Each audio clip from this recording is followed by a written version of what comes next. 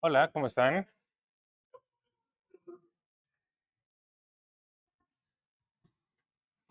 Hay mucho que cubrir, muchas cosas que ver, entonces vamos empezando. ¿Dudas de la tarea o de la clase pasada?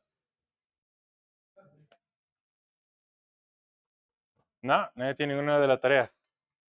Ya salió completita. Sí, nadie tiene ninguna duda. Porque había un typo que ahora ya está corregido.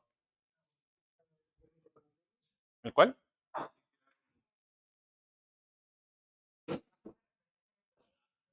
Ese no era. O sea, ese también, pero ese no era lo importante. O sea, lo noté, pero dije, bueno, por el contexto podrán deducir cuál ecuación era la que se refería a esa cosa. No, es otro problema, más importante. Ajá. Ajá.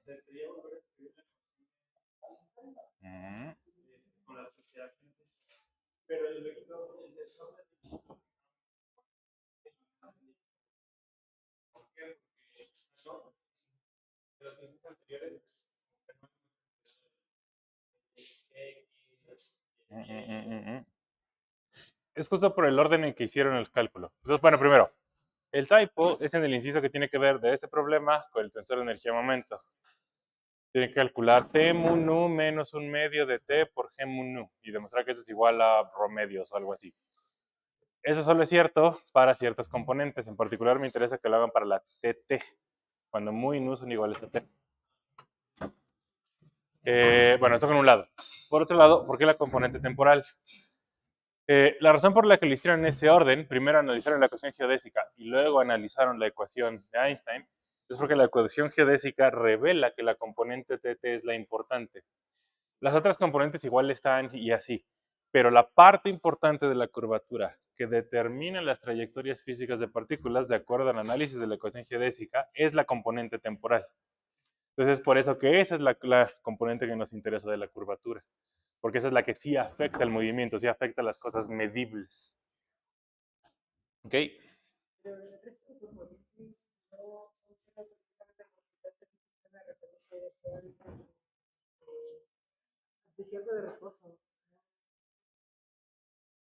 Eso significa que, bueno, o sea, como ya saben de lo que había sido en la tarea y empezaron a hacerla, eso significa que las componentes de la cuatro velocidad del fluido son muy específicas, pero eso no elimina todas las componentes, solamente algunas.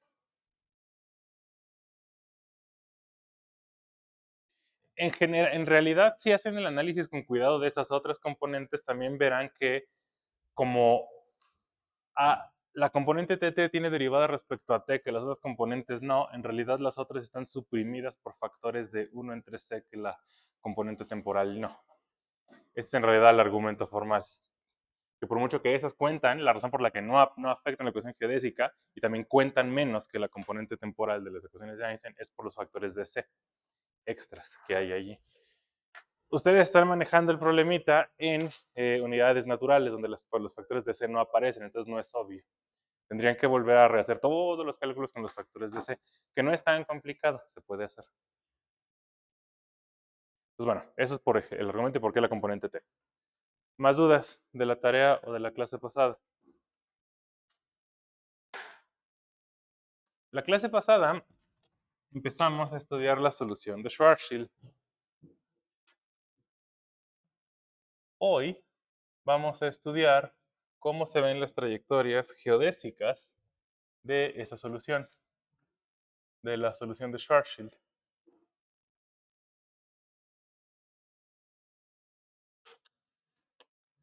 Entonces les recuerdo lo que hicimos. Dijimos, dado que esas ecuaciones, las ecuaciones de Einstein, modelan la teoría de gravitación, son una teoría para la gravedad, deben ser capaces de decirnos cómo es la interacción gravitacional entre, por ejemplo, la Tierra y el Sol, o la Luna y la Tierra, etcétera, etcétera.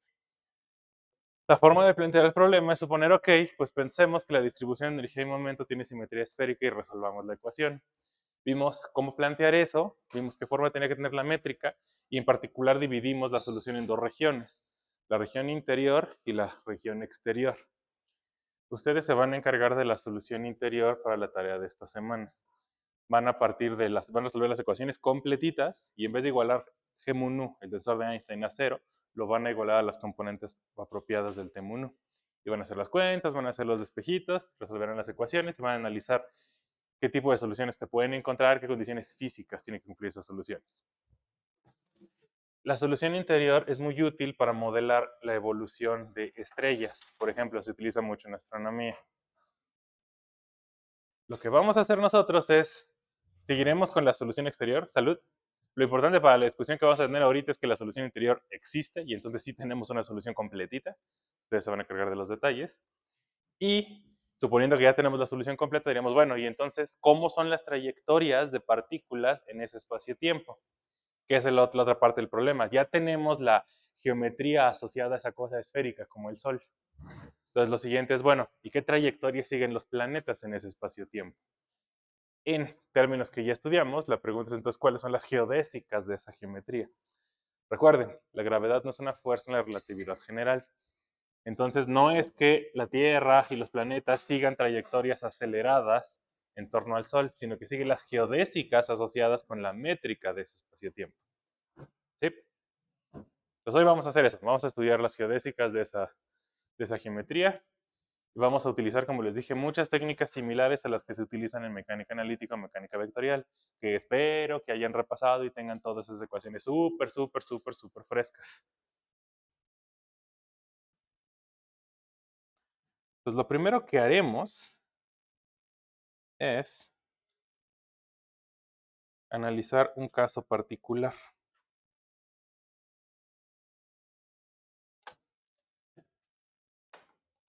Pues bueno, primero déjenme por un segundo escribir la solución a la que llegamos la vez pasada.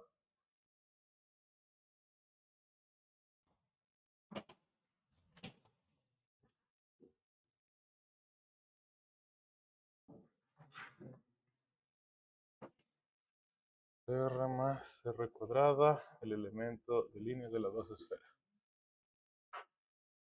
Pues esa es la solución de Schwarzschild. A esa llegamos después de resolver las ecuaciones. Les recuerdo, nos quedó una constante de integración de la última ecuación. Esa es esa constante C mayúscula de M, donde estamos denotando de qué cosa física puede depender esa constante. Como en ninguna parte de nuestro cálculo apareció que el objeto esférico en el espacio-tiempo tenía masa M mayúscula, pues en algún lugar tiene que salir. Entonces es natural que aparezca en esa constante de integración. Ahora, antes de empezar a analizar las geodésicas, quiero que revisemos un par de detalles de esta cosa. Vamos a regresar a más características de esta solución en la siguiente clase. Pero primero, algo que sí es muy importante es,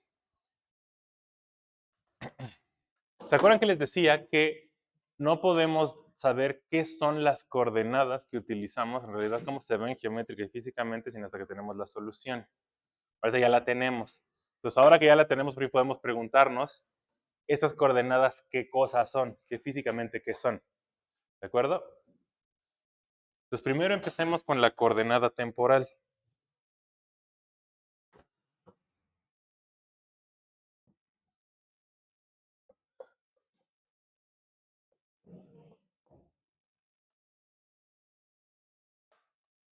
El primer paso para notar qué es lo que está pasando es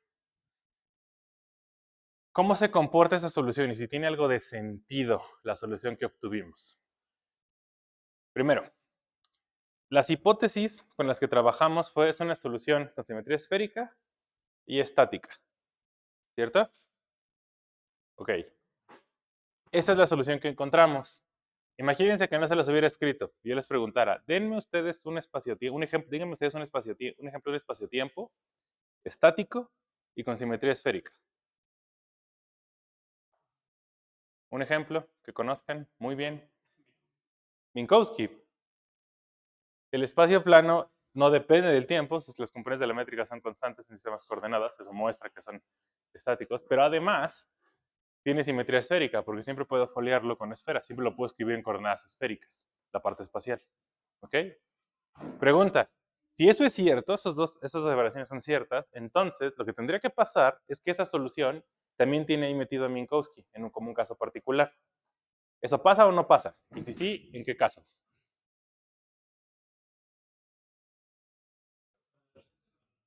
Ajá, ¿sí lo ven? O, escrito de otro modo, si esa C de M es muchísimo más chiquita que R, entonces la geometría ¿qué cara toma? ¿Por qué dijeron que es igual a cero? ¿Qué pasa allí? Esto se va, y simplemente es menos de t cuadrada más dr cuadrada más r cuadrada de omega 2 cuadrado, y esto no es más que Minkowski 3 más 1.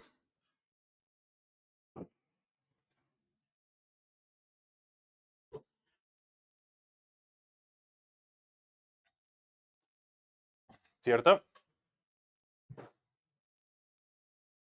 Aquí te pinta mejor.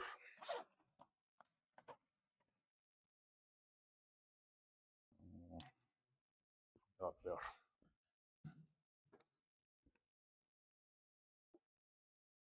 Más o menos. Entonces, qué bien, eso tenía que pasar por consistencia física de lo que hicimos. Pero vean entonces que, o sea, no solamente Minkowski es un caso particular cuando C es estrictamente cero, sino que ese enunciado dice otra cosa, más fuerte. Dice que no importa cuál sea el valor de C, ustedes fíjense, como R va de cero a infinito, siempre pueden tomar R tan grande como se les pegue la gana. Entonces siempre pueden llegar, dado una C, a un R que está mucho, mucho, mucho, mucho más grande que C. Y en ese caso, en esa región del espacio-tiempo, la métrica se ve así, tiende a eso, en ese límite. Eso quiere decir que la métrica es asintóticamente plana, así se le dice. Asintóticamente plano. Es decir, nunca es una geometría plana, pero tiende a ser plana cuando yo me voy a esos R's muy grandes, donde R muy grande significa eso de allá. Si lo piensan un poco, eso hace sentido con la gravitación newtoniana, que es lo que estamos intentando modelar con esto, ¿no? ¿Cómo es la fuerza gravitacional, en el sentido newtoniano, que ejerce el Sol sobre una partícula cuando esa partícula está muy lejos del Sol? ¿Cuánto vale esa fuerza? Tiende a cero, igual que esto está pasando. Aquí, gravedad tendiendo a cero significa espacio-tiempo plano. Entonces, eso hace sentido que esto esté ocurriendo, ¿ok? Bien, luego,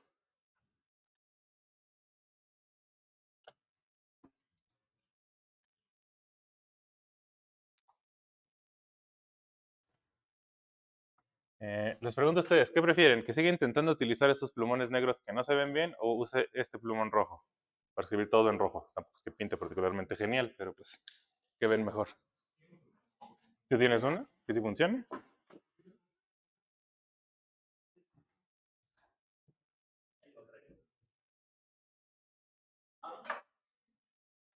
Gracias. Acuérdame para que no lo guarde cuando acabe. Ándale, mucho mejor. Ok, entonces, eso es muy bueno que ocurra, ¿de acuerdo? Bien, ¿qué más? Estábamos con la cuestión del tiempo, de qué significan las coordenadas. ¿Cómo le hacemos para saber esa noción de tiempo a quién corresponde? O sea, ¿qué cosa física y dónde está en el espacio-tiempo esa cosa física que está midiendo el tiempo?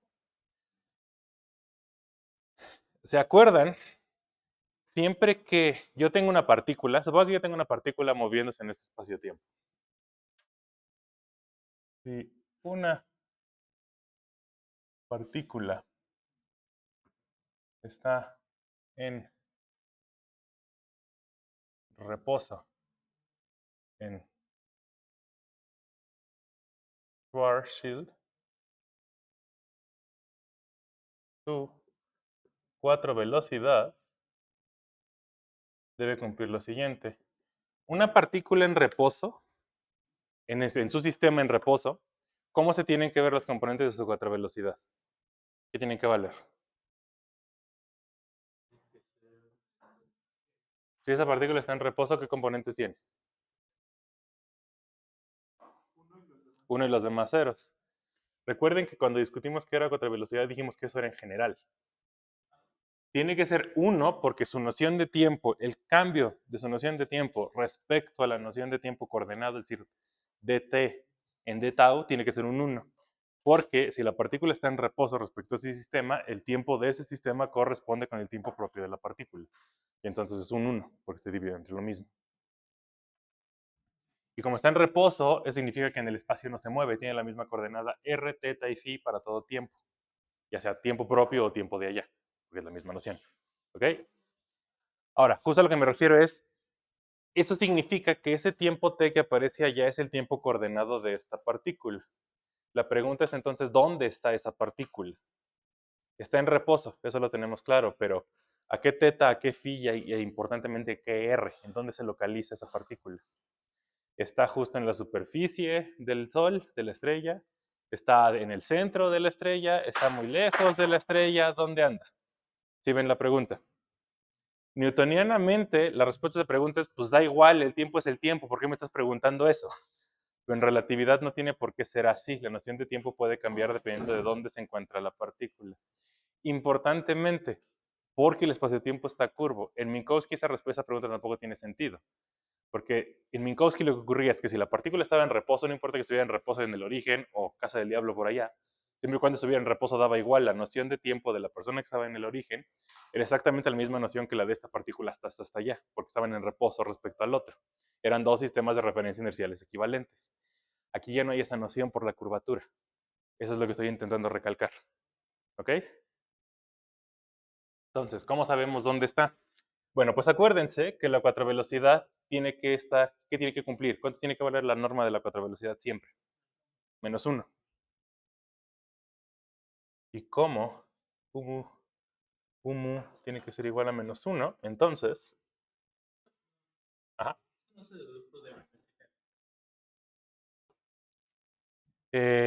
Sí, en el cálculo que hicimos, otro de los postulados importantes de la relatividad general es que eso se sigue heredando incluso a general. Eso tiene que pasar también en general.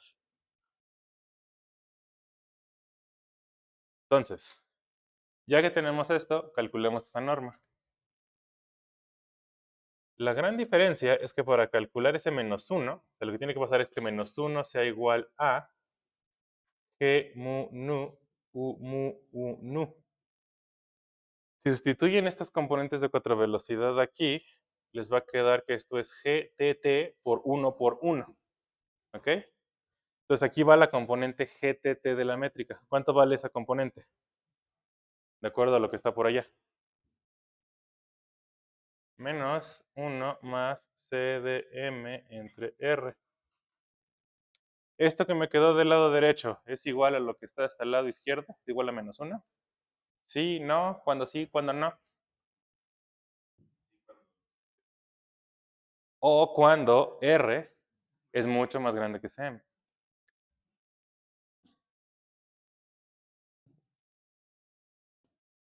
Que se cumple solo si Cdm es mucho más chiquita que R. De ahí concluimos entonces que T es el tiempo que mide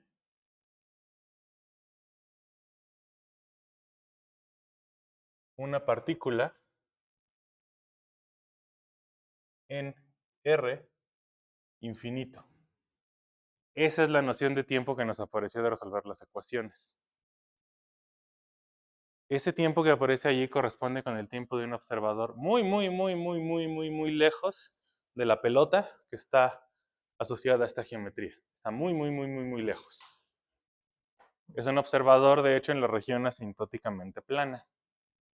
Piénsenlo de esta manera. Si les suena esto de, pues esto tiene que pasar sí o sí, porque pues, en general también. Pero hacenlo si quieren así. La noción de tiempo nos es muy clara cuando la geometría es plana, cuando la geometría es Minkowski. Si solamente esta geometría tiende a Minkowski en R yéndose a infinito y me queda que exactamente este t es la coordenada temporal de ese Minkowski plano, suena entonces a que esta coordenada t, que era esta de acá, está asociada a observadores justamente en esa región plana.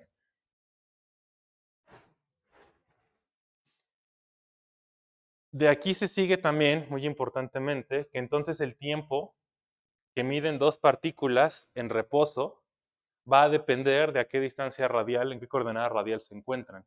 Vean que no apareció la coordenada angular en ningún lado. Entonces, si están en mismo radio y distintos ángulos, eso da igual, eso no afecta su noción de tiempo. Pero si están a radios distintos, sí van a medir tiempos distintos. ¿De acuerdo?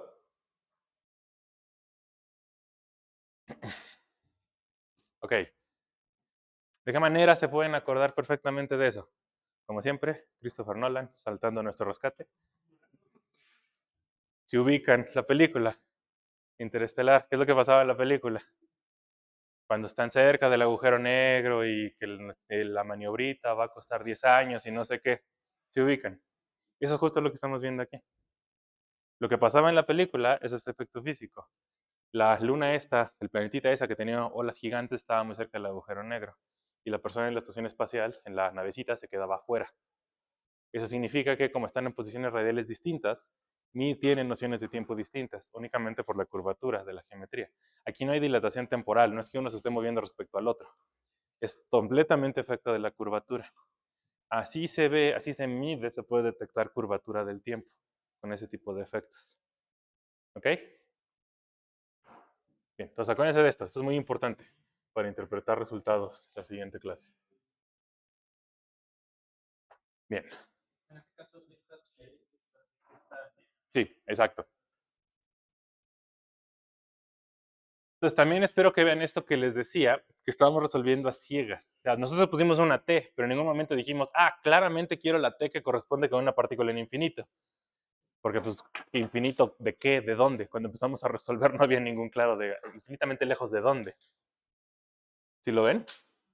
Nosotros decimos la coordenada R va de 0 a infinito. Y podemos decir, bueno, pues es que infinito está infinitamente lejos de 0. O sea, pues sí, pero pues también 1 está infinitamente lejos de 0, si lo piensan un poco, ¿no?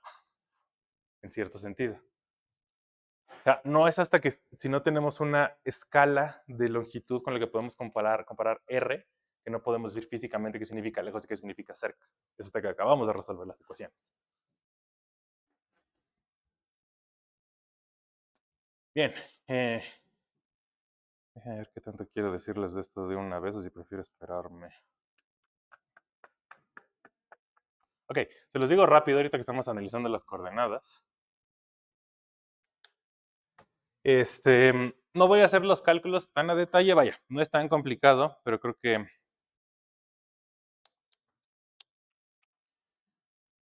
vale la pena que les diga la discusión de una vez. Entonces ya entendimos qué significa la coordenada T. La cosa es que tampoco sabemos qué significa la coordenada R. De nuevo, eso suena extraño porque dijimos, pues es un radio, ¿no? Son pelotitas, son esferas. O sea, sí, pero no exactamente. O sea, esa R tiene que ver con esferas, sí, pero no tiene que ver con el radio de esferas, no directamente. ¿A qué me refiero con eso? Piensen en estas dos situaciones. Piensen que tenemos, esto es R2, esto es el plano. Vamos a ponerlo así. Y estoy tomando un punto y estoy fijándome en el conjunto de puntos que tienen coordenadas RA y que tienen coordenadas RB. Y estoy escribiendo la métrica de R2 en polares. Como de R cuadrado más R cuadrado de teta cuadrado. ¿Ok? Ahora, de entrada, ¿cómo sé que en realidad esa R coincide con los radios de la esfera o con la distancia radial? Fíjense que si yo me calculo cuánto vale, déjenme ponerlo sobre el mismo radio para que no haya cosas raras. Si yo calculara cuánto vale la distancia entre el punto A y el punto B, donde este es el punto A y este es el punto B, ¿cuánto vale la distancia? ¿Qué hay desde el punto A al punto B? Eso es R2, esa es la noción de distancia. No hay nada raro. ¿Cuánto vale la distancia del punto A al punto B? Sí, RB menos RA. ¿Ok? Bien, eso es sentido común, ¿de acuerdo? Lo que saben de la geometría euclidiana. En realidad lo que estamos calculando es lo siguiente. Lo que estamos calculando es la integral de RA a RB de la componente RR de la métrica. ¿Sí? Ajá, ahorita nada más está pensando en la misma recta. Si estuvieran movidos en ángulo, también pues sería una diagonal y habría que contar también el desplazamiento angular. Pero ahorita no quiero que contemos el desplazamiento angular. O sea, básicamente lo que estoy haciendo es integrar la raíz cuadrada de esto, haciendo esto igual a cero porque esto es constante. ¿Ok? Entonces, la distancia entre esos dos círculos es esta diferencia porque esa integral se reduce a esa diferencia tan simple. Eso no pasa en Schwarzschild. En Schwarzschild, si ustedes calculan el delta entre un punto que está en RA y otro punto que está en RB al mismo ángulo, que aquí consideran que la métrica, déjenme agarrar nada más la parte radial, o sea, tomen Schwarzschild y hagan tiempo igual a constante y el ángulo y los dos ángulos igual a constantes.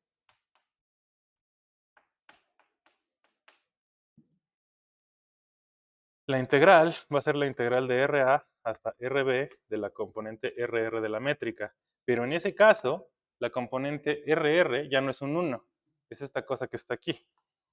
Es la integral de RA a RB de 1 más C de M entre R, todo esto a la menos 1 respecto a R. ¿Ok? Bueno, y de hecho es raíz de, porque estoy sacando la cosa al cuadrado. Entonces más bien raíz de esto, entonces a la menos 1. Punto a recalcar, el punto es que esto no es RB menos RA. O sea, es claro que esa integral nos da esto. ¿Sí? De hecho, si la hacen, hay algunos factores de arcotangente y raíces. O sea, háganlo ustedes. O sea, punto importante, esto no es RB menos RA. ¿Esto qué quiere decir? Que esta coordenada radial, aunque estoy foliando con circulitos este plano, la distancia entre círculos no es simplemente la diferencia de las coordenadas. Es la diferencia de las coordenadas, viene más bien de esa diferencia infinitesimal por el factor de la componente de la métrica integrado entre estos dos puntos. El dibujito adecuado, si lo quieren pensar así, es de la siguiente forma. Aquí empezó el RA. Aquí tendría el circulito A, el RB. Aquí tendría el circulito de radio RA. Pero la distancia de este círculo no puede ser la diferencia entre esos dos círculos. La forma de representarlo gráficamente es si toman el plano y lo hacen hacia abajo. Y entonces, lo que parece es que más bien esto es como una especie como de gargantita. Y entonces, conforme se mueven en R, se mueven hacia abajo en la garganta. Y entonces ahora sí la distancia de radio a radio es en realidad toda esta distancia. Este pedazo de aquí. ¿Sí? No es que el espacio-tiempo se esté doblando hacia una dirección extra, no es lo que estamos haciendo aquí. Esto es solamente una manera gráfica de representar el por qué este radio no es el mismo radio que este. ¿Sí? Entonces, por mucho que le decimos coordenada radial y la vamos a seguir llamando así, tengan en mente que no es exactamente el radio de coordenadas esféricas, es esa cosa de allá que mide diferente.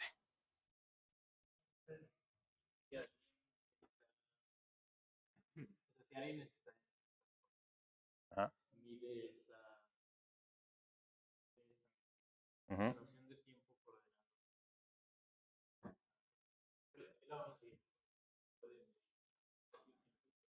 Ujú, ujú, ujú.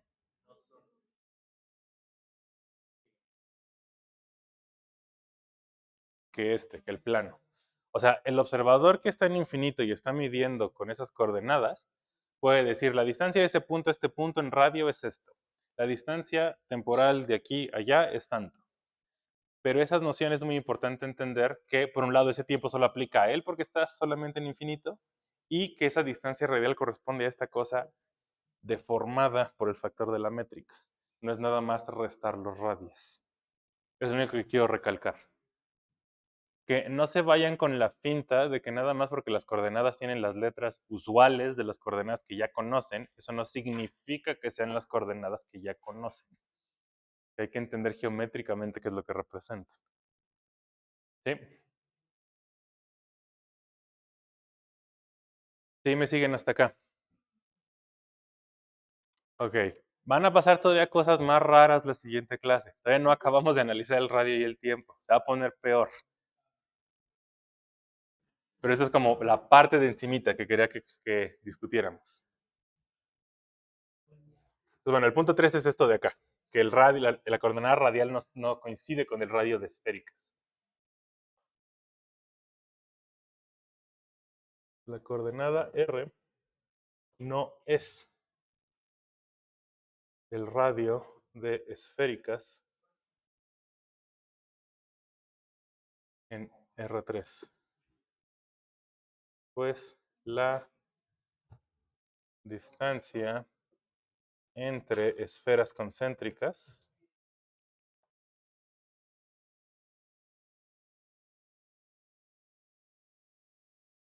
no es simplemente R menos RA, sino es expresión de allá.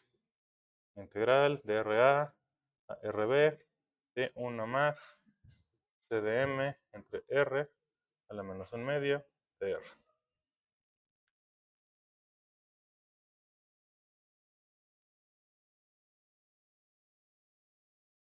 Ok, entonces, estas son las cosas que sabemos hasta ahorita del tiempo y el radio, y es lo único que nos basta ahorita ya para hacer el análisis de qué ocurre con las geodésicas exteriores, que es lo que principalmente quiero que hagamos hoy.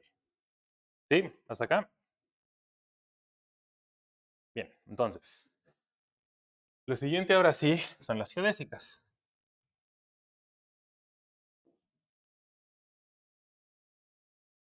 Regresando del descanso vamos a escribir todas las ecuaciones de geodésicas y vamos a ir viendo cómo se van resolviendo una por una.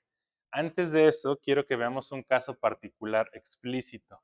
Uno muy sencillo, el más sencillo. Y ese caso nos va a ayudar a determinar cuánto vale esta constante de aquí. Porque vean que todavía seguimos sin saber qué es esto. Depende de la masa, pero no sabemos exactamente cómo depende de la masa. ¿De acuerdo? Bien, entonces, empecemos con las geodésicas sencillas.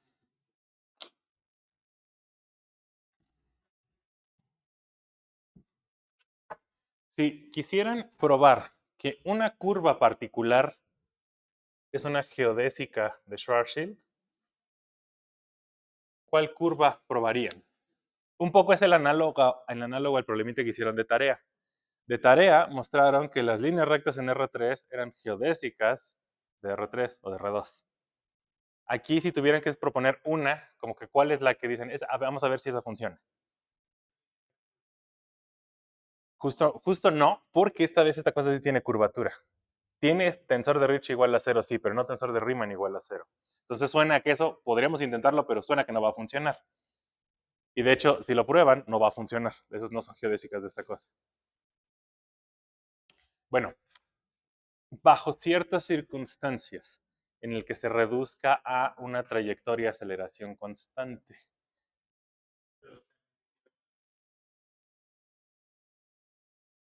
Eh, ajá.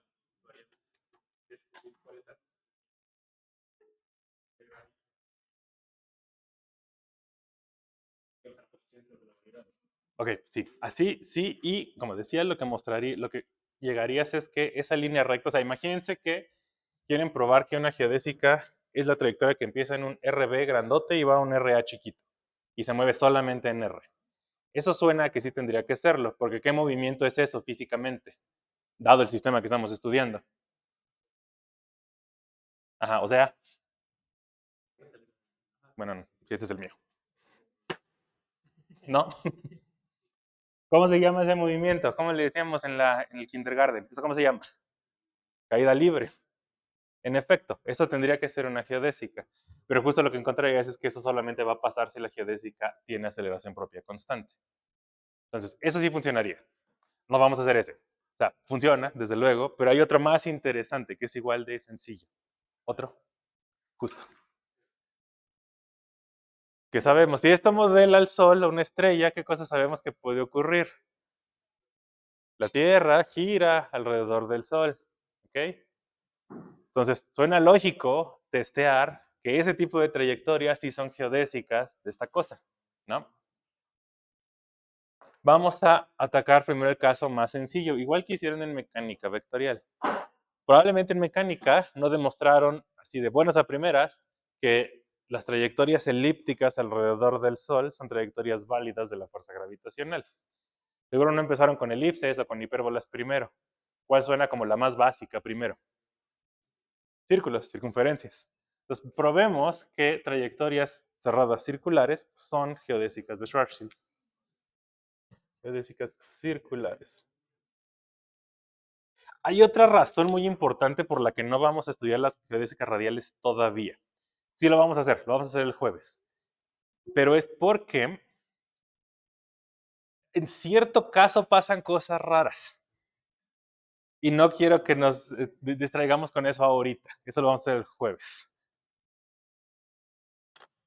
Entonces, bueno, primero, geodésicas circulares.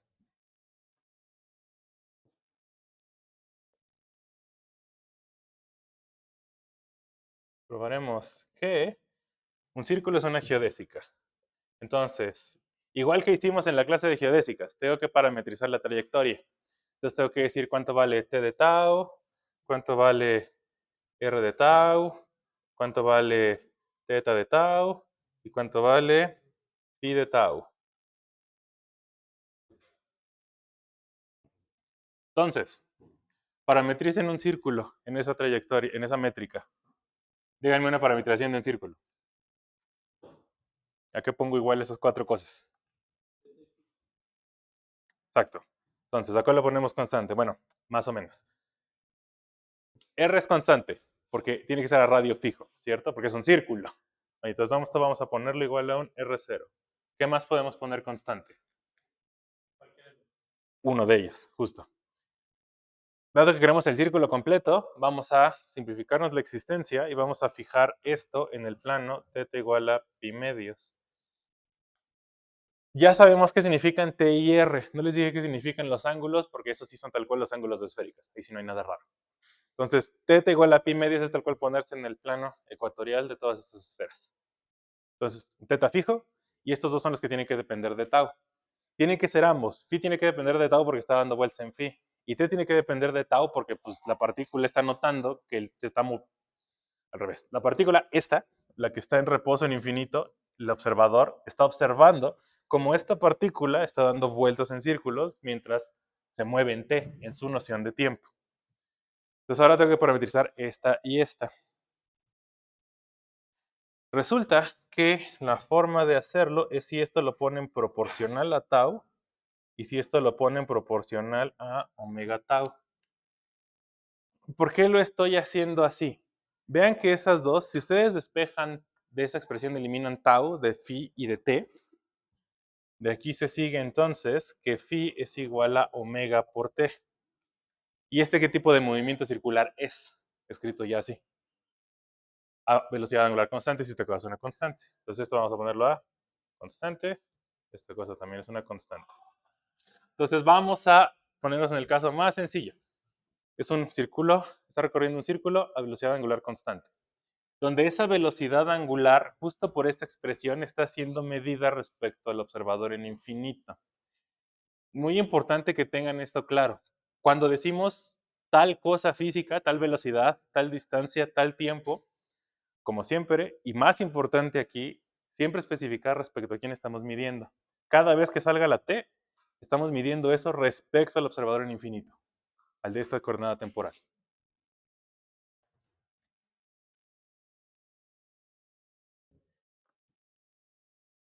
Bien, entonces ya está nuestra geodésica, probemos, bueno, la parametrización, probemos que esa cosa es una geodésica. El otro cosa que hay que explicar es esta capa que estoy poniendo aquí. Capa es una constante, importantemente, lo único que nos importa es que es distinto de cero, es una constante de normalización.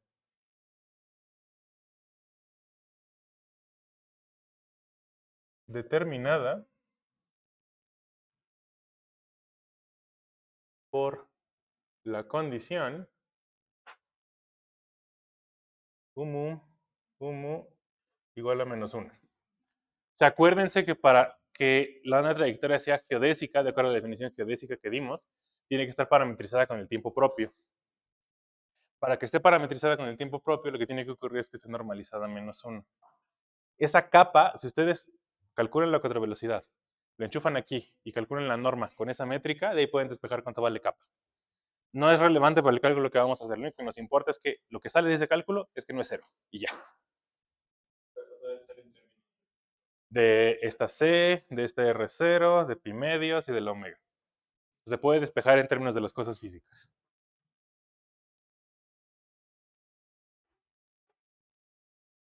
Ok, entonces calculen la de tarea.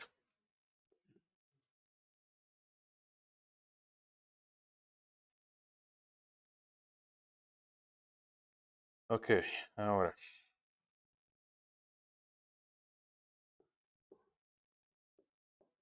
Hay que sustituir en la ecuación geodésica. La ecuación geodésica, si se acuerdan, es x2.nu más x.mu por x.sigma por gamma nu mu sigma igual a 0. Esa es la ecuación de geodésicas. Entonces lo que tenemos que hacer es sustituir allí.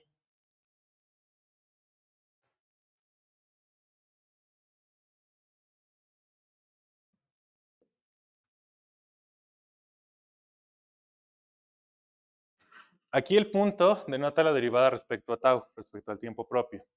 Entonces, ¿cuánto vale la componente t de x punto? ¿Qué pasa si yo derivo t respecto a tau? ¿Cuánto me da? Capa. Y si la derivo dos veces, 0. Hagan lo mismo con todas.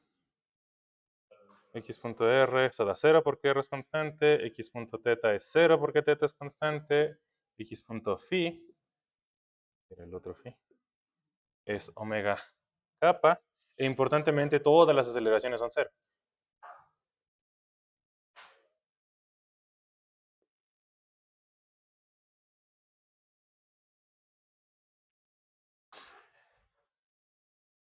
Eso hace el sustituir en la ecuación más sencillo. Porque entonces sabemos, por esto de acá, este término siempre se va a hacer 0 en las cuatro ecuaciones. Recuerden que es la ecuación geodésica. Hay cuatro ecuaciones independientes allí, todas acopladas entre sí. Estos son los términos que nos hacen todos 0, sobreviven este y este. Vean entonces que la ecuación geodésica se reduce a probar que lo siguiente. O sea, si lo enchufan aquí,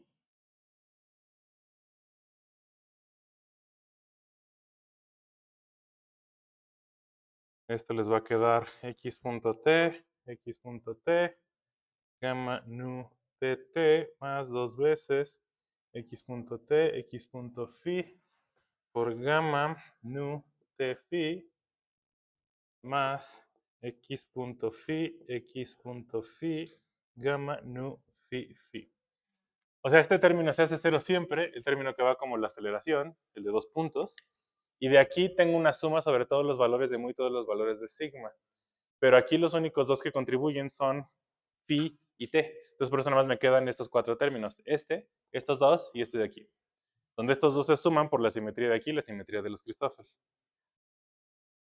Aún tengo mi índice libre nu, aquí, acá y acá. O sea, aquí sigue habiendo todavía cuatro ecuaciones. Hay que escribir las cuatro completas. Para eso necesitamos los Christoffeles de esa métrica. ¿Ok? Y acuérdense que estamos en 3 más 1, entonces ahora sí no son poquitos, son muchos.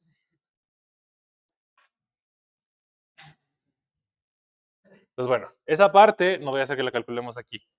Resulta que los únicos no cero que contribuyen a esto son los siguientes. Los únicos Christoffel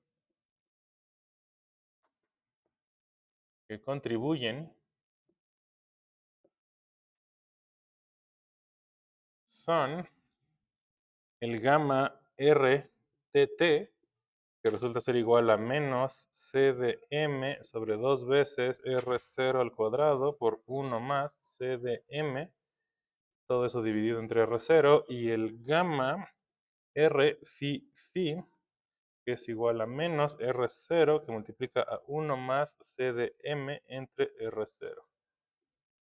O sea, lo que quiero decir es de todos los que tendrían que ir aquí, aquí tendría que ir, por ejemplo, el T, TT, RTT, Theta, TT, Phi, TT, de todos esos, el único que contribuye acá es este, el RTT. Y análogo acá y acá. Solamente estos dos son los únicos que sobreviven. Todos los demás símbolos de Christoffel que aparecerían aquí dan ceros. ¿De acuerdo? Ajá, porque justo si los calculan, aquí no te les quedaría R0, les quedarían Rs. Y de hecho también les quedarían factores de senos y cosenos de teta, porque acuérdense que aquí viene seno y aquí viene seno de teta aquí guardado. Eso ya también ya los estoy evaluando en teta igual a pi medios para llegar a esos de allá.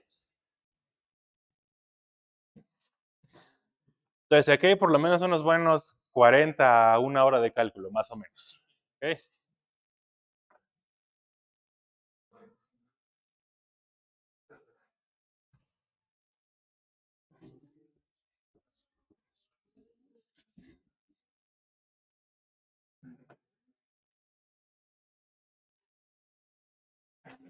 Bien, fíjense que solamente le estoy diciendo que los únicos que salen distintos de cero son cuando el índice E, el de arriba, es R. Eso quiere decir que las otras tres componentes de la ecuación de geodésica dan cero inmediatamente, porque estos son cero y estos son cero. ¿Sí? Entonces, las componentes nu igual a R, no, T, teta y phi se satisfacen en automático.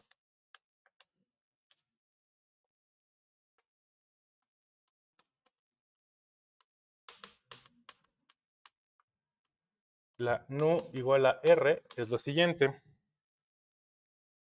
Sustituyan estos dos símbolos de Christoffel aquí, aquí y aquí para nu igual a R y les va a quedar que la ecuación es menos kappa al cuadrado por 1 más C de M entre R0 que multiplica a C de M entre 2 veces R0 al cuadrado más omega cuadrado por R0. Y eso es lo que estoy igualando a 0 porque quiero que sea una geodésica. Entonces esto queda, si toman esa ecuación y ponen no igual a R y sustituyen los Christoffels. O sea, aquí no hay ningún secreto, nada más se sacan el algebrita y simplifiquen. Lo importante es, ahora cómo resolvemos esto. Entonces primero, ¿alguna duda hasta acá? De operacionalmente, ¿qué estamos haciendo y qué estamos checando? ¿Ah? Queremos ver si esto es una geodésica, ya casi, porque ya tres componentes ya salieron. Falta esta, la última, la radial. Vean que esto no es inmediatamente cero. Eso significa que no cualquier trayectoria circular recorrida a velocidad angular constante es una geodésica de Schwarzschild. No cualquiera. Tiene que pasar algo muy particular. Tiene que ser tal que los parámetros de esa trayectoria, es decir, la omega y la R0, junto con la constante Cm, cumplan alguna relación. Esta. Eliminen toda esta ecuación. ¿Sí? ¿Cómo se puede hacer cero el lado izquierdo? ¿Qué opciones hay? ¿Cuál? Esa dijimos que esa no es cero, entonces esa no. Perfecto. Entonces, que esto se haga cero o que esto se haga cero. Puede ser que esto se haga cero, pero si esto se hace cero, vean que eso implicaría entonces que C de M tendría que ser igual, si es igual a cero, pasan restando, tendría que ser a menos, igual a menos R0 para que eso funcionara, ¿no? Eso significaría que solamente trayectorias circulares que satisfacen que su radio sea proporcional a esa función de la masa es una trayectoria circular, es una geodésica. ¿Okay? Eso es una opción. Lo que tenemos que hacer es venir, checar en el mundo real donde vivimos y ver si eso pasa. Las trayectorias circulares gravitacionales tienen que satisfacer una condición como de ese estilo. Eso suena muy restrictivo, ¿no? Decir que solamente trayectorias con radios muy específicos existen.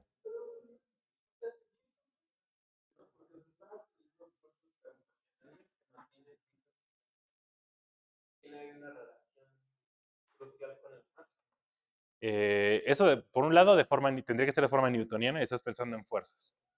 Y entonces, si ese es el caso, pues regresense a lo que aprendieron en mecánica. A veces les decía que repasaran.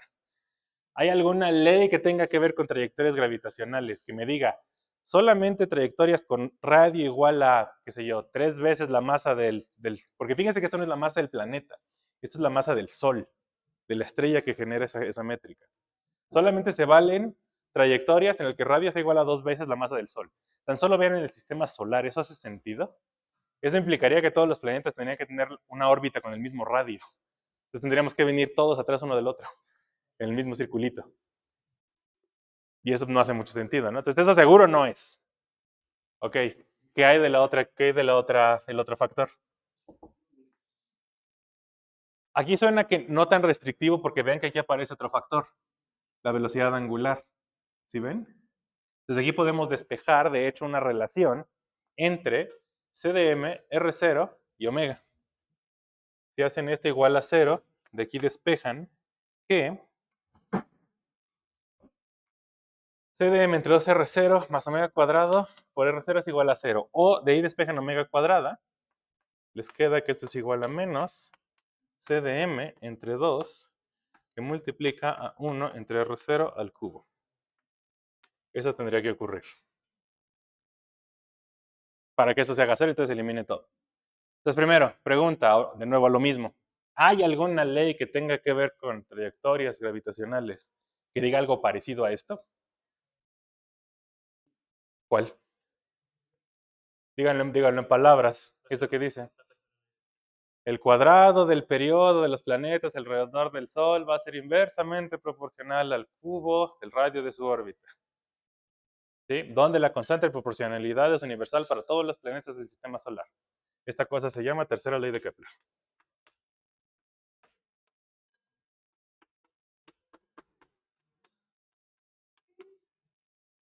¿Ok?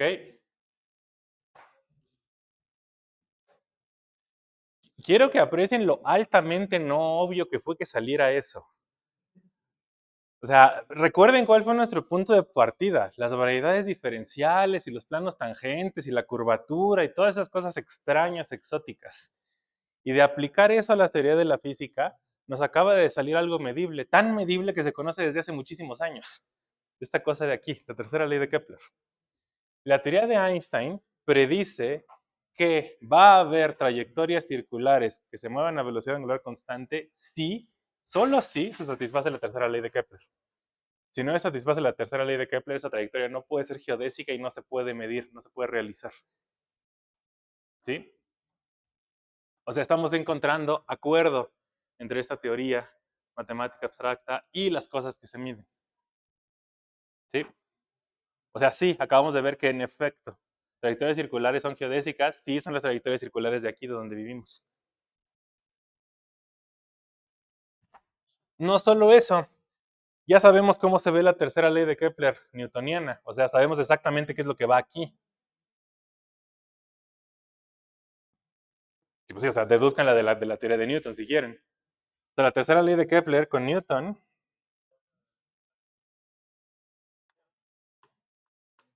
es la masa del Sol por la constante de gravitación entre R0 al cubo. Esa es tal cual la relación de la tercera ley de Kepler. Comparen esto con esto, haciendo constante de Newton igual a 1, que fue lo que hicimos desde las clases anteriores. De aquí que se concluye. ¿Cuánto vale esa función de la masa? Importantemente, menos 2 veces m. Y eso es súper, súper crucial. ¿Ok? Eso entonces, tenemos dos éxitos. No solamente ya probamos que las trayectorias circulares funcionan, sino además ya podemos escribir esto bien.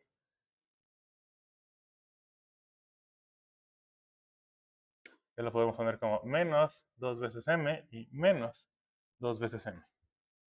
Y ahora sí, esa es la métrica de Schwarzschild. ¿Ok? Ahora, quiero que recuerden muy bien de dónde salió ese signo menos. No pierdan de vista de dónde salió. ¿De dónde salió mi signo menos? De comparar esto con Kepler, ¿ok? Esto es Kepler. Esto es conocimiento conocido desde hace mucho tiempo. Sabemos que esto sí es cierto, ¿de acuerdo? Eso significa que cualquier cosa que sea consecuencia de ese signo menos, no tenemos por qué dudarlo. Debe ser cierto, ¿ok? O sea, recuerden eso, ese signo menos va a ser muy importante en la próxima clase. Entonces quiero que recuerden bien de dónde salió, por eso hicimos este cálculo. No fue a mano, no fue porque yo quise así, no, ese menos salió de forma natural. ¿Qué pasó con la qué? La hice igual a 1, por las unidades que estamos tomando. De hecho, si no hacen eso igual a 1, o sea, también estamos haciendo c igual a 1 en todos estos lados. Por eso las derivadas respecto a t no traen factores de c. Si restauran los factores de g y c, les van a salir también factores de c aquí. Acá y acá. Eso lo vamos a escribir explícitamente en la siguiente clase, cómo se ve con Newton y con la velocidad de la luz. porque va a ser importante ponerle numeritos también.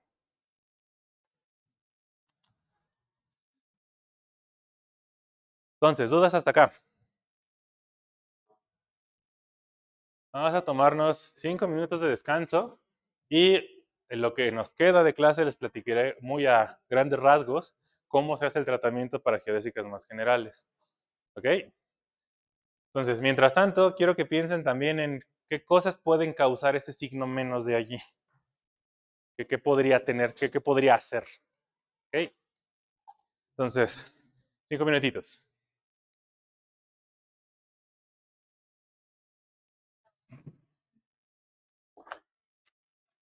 Ok, entonces, lo siguiente es estudiar cuál es la solución más general de la ecuación de geodésicas.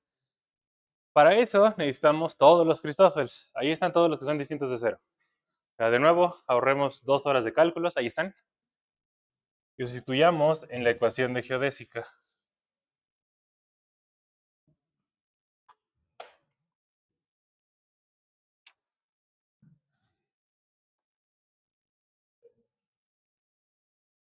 Entonces, la ecuación de geodésicas,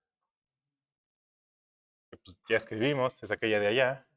X 2 puntos nu más x mu punto x nu sigma gamma nu mu sigma igual a 0, da explícitamente.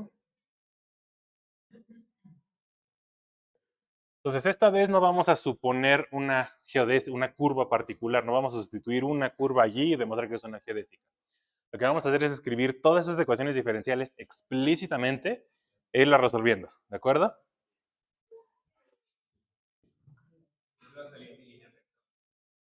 Hay contenido, por supuesto, como caso particular, como veremos el jueves. Entonces, de nuevo, no nos aburramos con los detalles. Escriban cada una de esas ecuaciones explícitamente, copiando de aquí para allá. Quedan 4 ecuaciones, una para cada valor del índice nu, la t, la r, la θ y la phi. Son las siguientes. T, 2 puntos, más 2 veces t punto por r punto, que multiplica a m entre r cuadrado por 1 menos 2 veces m entre r a la menos 1 igual a 0. Esa es la primera. Esa es la componente t. La componente r queda r 2 puntos menos r punto cuadrado por m entre r cuadrado, que multiplica a 1 menos 2m entre r a la menos 1, más 1 menos 2m entre r, que todo eso multiplica a t punto cuadrado m entre r cuadrado menos θ punto al cuadrado por r, menos phi punto al cuadrado por r por seno cuadrado de θ, cierra paréntesis, y todo eso es igual a 0. Esa es la segunda, esa es la componente r. Esa tiene más términos. Y las dos angulares, que son bastante más sencillas. θ 2 puntos más 2 r punto θ punto entre r menos phi punto al cuadrado coseno de θ por seno de θ igual a 0. Y la otra ecuación, que es phi 2 puntos más 2 veces r punto phi punto entre r más 2 veces θ punto por phi punto por cotangente de θ igual a 0. Déjenme irles poniendo numerito. Este llamémosle, qué sé yo, 1, esto de acá 2, esto de acá 3, esto de acá 4. Entonces, nuevamente, ¿qué fue lo que pasó? Tomen estos de aquí, que fueron después de 2 horas de cálculo, lo enchufan allá y después de 15 minutos llegan esto. Ahí están las 4 ecuaciones. Ok, de nuevo, son ecuaciones diferenciales ordinarias, son 4. Pero ya llevaron un curso de ecuaciones diferenciales, entonces pueden resolver estas cosas, ¿no? A ver, primero, ¿tienen cara de familiar esas ecuaciones? ¿Alguna por lo menos? ¿Cuáles? ¿Cuál? ¿Y esa persona cuáles?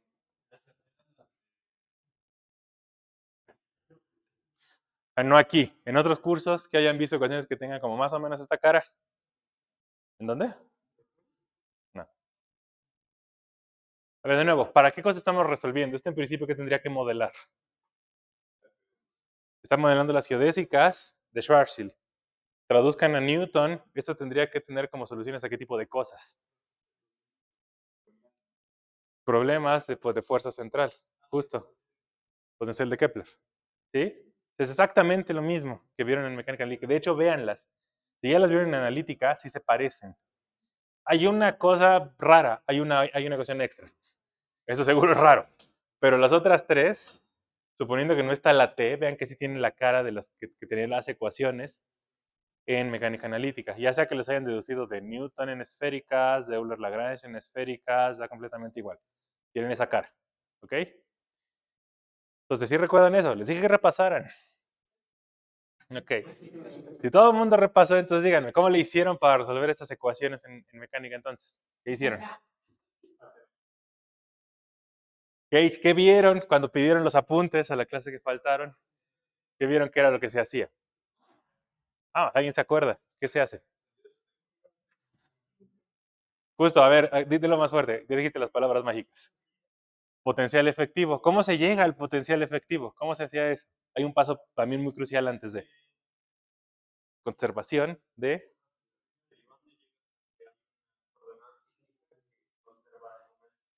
constantes de movimiento. Eso es lo importante.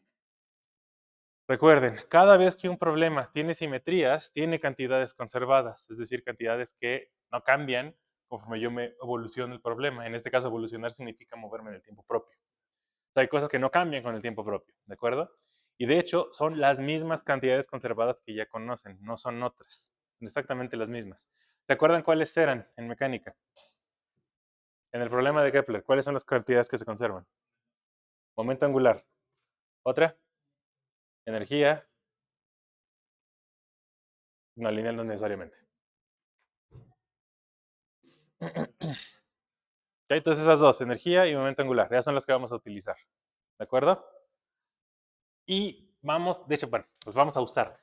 Vamos a ver que son consecuencia de estas ecuaciones. ¿De acuerdo?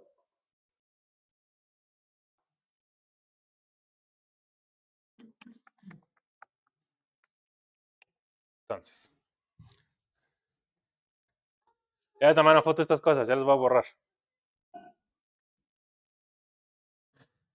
Probablemente las utilicemos en la siguiente clase, entonces vale la pena que las tengan ahí registradas en caso de que tengan duda de dónde salen ciertos términos. Sí, justo, si no quieren ponerse a calcularlos todos desde cero.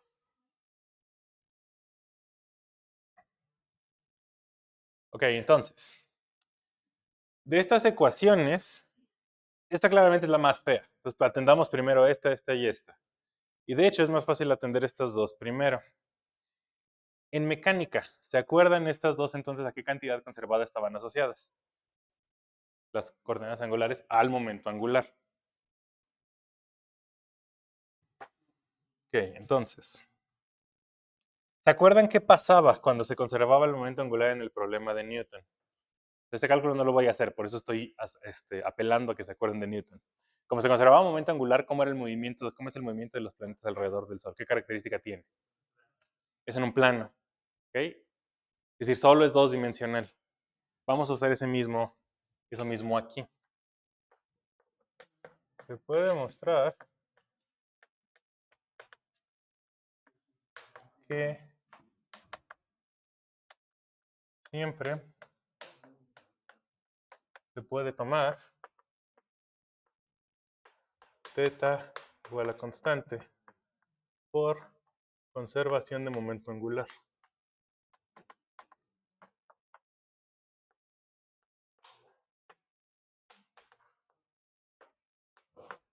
Entonces lo que vamos a hacer es fijarnos en el plano más simple, en el plano θ igual a pi medios. Eso para que eso sea cierto, tiene que primero, eso, como estamos fijando ya una de las variables, de una de las incógnitas a una constante, eso tiene que eliminar una de las ecuaciones sí o sí, para tener otra vez tres incógnitas y tres ecuaciones. ¿Cuál es la ecuación que eso tendría que resolver en automático? ¿La de acá? la de acá. La ecuación para teta, porque estoy fijando teta. ¿Y si funciona? Si pongo teta igual a pi medios, ¿sí se cumple? Estos dos. Pero importantemente, pi medios o cero es lo que necesito para eliminar estos dos. Ya sea acá o acá. ¿Ok?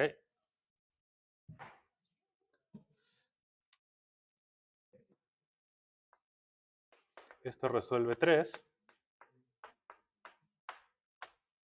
Y reduce a 4a. Si sustituyen teta igual a pi medios en la ecuación 4, ¿qué le pasa al tercer término? Se hace 0. Solo me queda phi dos puntos más dos veces r punto phi punto entre r igual a 0. Y escrita así. Ahora, se acordarán que la forma de leer cantidades conservadas de estas ecuaciones es notar, después de hacer manipulaciones algebraicas, que las cosas que me quedan del lado izquierdo son derivadas totales. Eso en efecto es una derivada total. Esto es la derivada respecto a tau de r cuadrada phi punto. ¿Okay? Háganlo en reversa, deriven de acá y vean que llegan a esto. Eso significa, como tiene derivada cero, que la cosa que está entre paréntesis es una constante. ¿Qué constante es esa?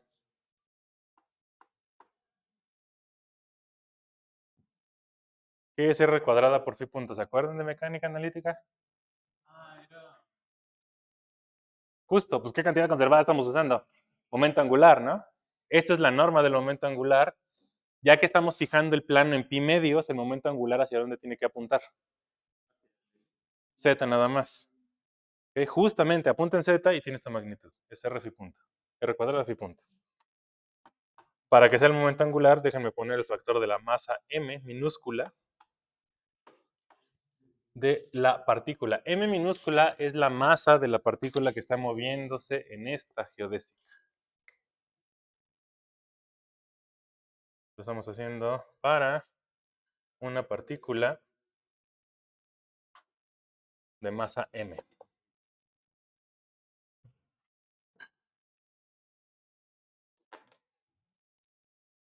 Ok, entonces lo que acabamos de corroborar es que en efecto el momento angular se conserva, no solamente en dirección, sino también en magnitud. Esa es su magnitud.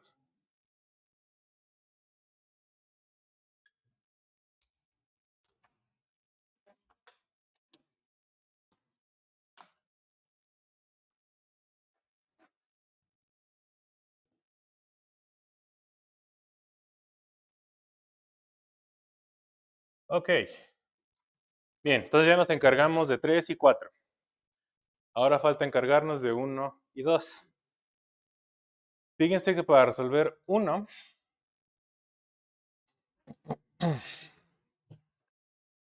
en 1 no aparecen las variables angulares. Eso simplifica el problema, porque entonces la puedo resolver directamente.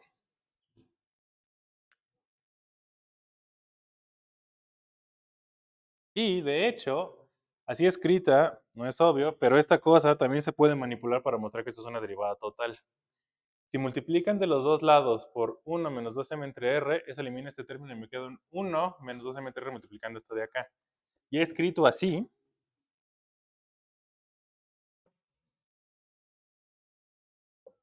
Queda t 2 puntos por 1 menos 2m entre r más 2 veces t punto r punto por m a la menos 1 sobre r cuadrada.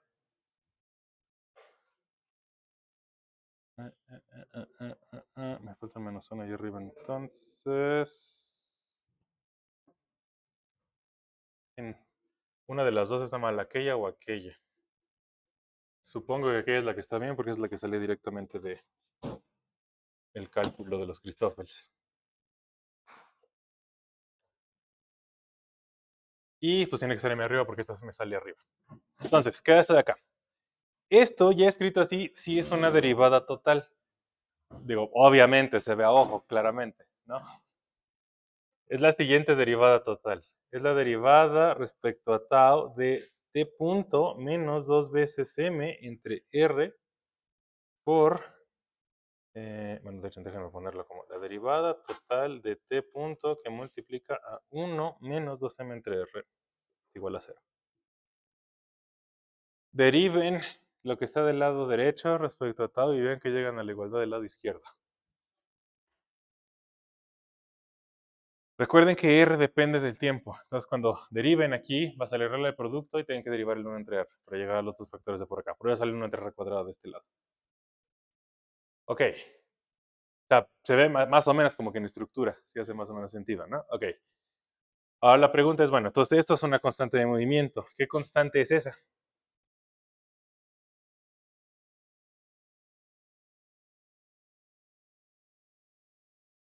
Lo voy a multiplicar por la masa directamente, igual que allá, para que tenga las unidades adecuadas. ¿Qué constante creen que es esa cosa? O sea, ¿cuáles me dijeron que se conservaban en el problema de Kepler? Momento angular. Ya usamos el momento angular. ¿Cuál faltaba? La energía. ¿Eso será la energía? ¿Tiene cara de la energía?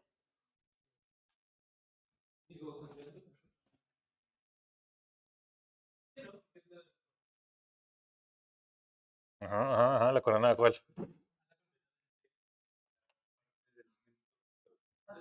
Justo. Es mt punto por 1. Mt punto es la coordenada temporal del cuatro momento de la partícula. Es masa por la componente temporal de su cuatro velocidad. ¿Ok? Lo chistoso es el otro término. ¿Qué será ese otro término? O sea, si nada más fuera 1 por esto, sí claramente es la componente t del cuatro momento. Pero ¿por qué sale ese otro término?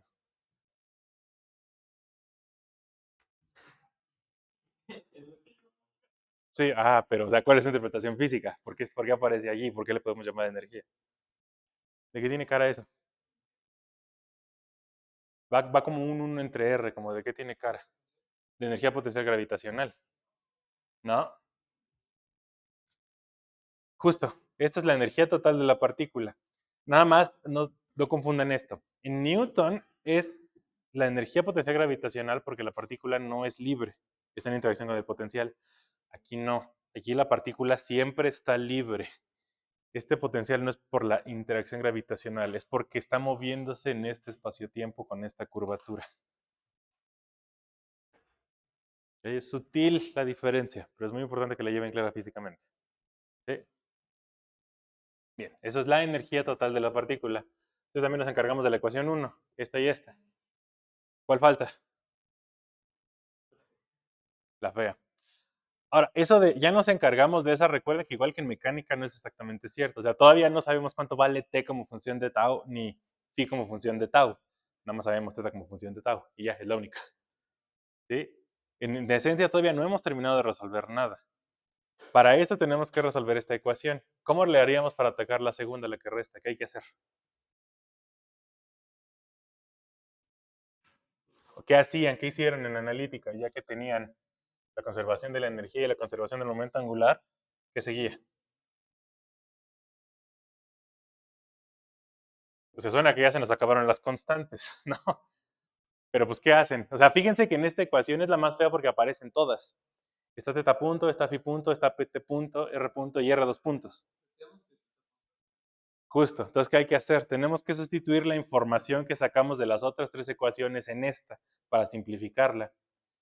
Si hacemos eso, vean que entonces podemos eliminar las tres variables t, θ y phi de la ecuación y que solo sea una ecuación para r. Usando, o sea, en vez de phi, de aquí despejo phi como función de L, M y R. Y en vez de t, de aquí despejo t punto como función de E y R. ¿Sí?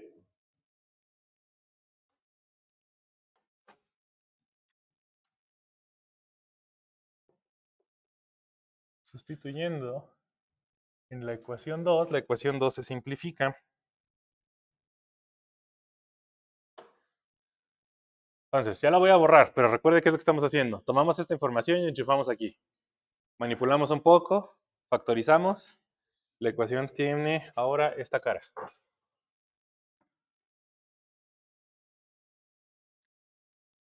mr dos puntos, m cuadrado, r dos puntos, menos m entre r cuadrada por m cuadrada, r punto al cuadrado, menos e cuadrada, por 1 menos 2 veces m entre r a la menos 1, menos l cuadrado entre r cúbica, por 1 menos 2 veces m entre r igual a 0. Pues queda eso de ahí ahora. O sea, ya eliminé todas las tres variables y ya solamente quedan las cantidades conservadas. Esa es una ecuación diferencial de segundo orden para R como función de tau. Esa cosa hay que resolverla también. Bien, resulta que todavía no se nos acaban las cantidades conservadas. Hay una más que es obvio en Newton, pero aquí no. Esto también se puede reescribir como una derivada total. ¿Ok? Así se ve horrible, pero sí sale. Esto se puede organizar de la siguiente manera, como la derivada respecto a tau de todo lo siguiente. M cuadrado, R punto al cuadrado, menos C cuadrado, todo eso multiplicando a 1 menos 2 veces M entre R a la menos 1, más L cuadrado entre R cuadrado. O sea, esto se puede factorizar en esto de acá abajo. ¿Sí? Recuerden que eso significa, como esto está igualado a 0, podemos multiplicar por cualquier cosa que se nos ocurra para eliminar factores. O sea, de acá a acá hay muchas multiplicaciones también para eliminar cosas. El único punto es que esta ecuación es equivalente a la de acá. Y sí lo es. Eso significa que lo que está aquí es una constante de movimiento.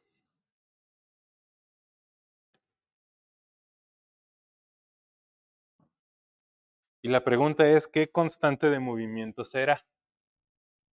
Entonces, de nuevo, ya se nos acabaron de mecánica newtoniana. Pero hay una extra aquí que también que en mecánica newtoniana no lo usamos porque solamente siempre se conserva porque no utilizamos la expresión exacta. Esta ecuación indica que se conserva la norma del cuatro-momento. Eso que está ahí es la norma al cuadrado del cuatro-momento de la partícula. Resustituyen, o sea, aquí sustituí E y L para poder factorizar como una derivada. Pero pueden volver aquí, ya que probaron que eso es constante, pueden volver a sustituir aquí T punto y allá Phi punto y reorganizar. Si hacen esto, esto les queda menos 1 menos 2 veces M entre R por M cuadrada de 2 puntos al cuadrado más M cuadrada R punto al cuadrado sobre 1 menos 2 veces M entre R más R cuadrada M cuadrada Pi punto al cuadrado y esto es una constante. Y así ya escrito, ¿sí tiene cara de norma de cuatro-momento al cuadrado? O sea que esto sea G mu nu P mu P nu.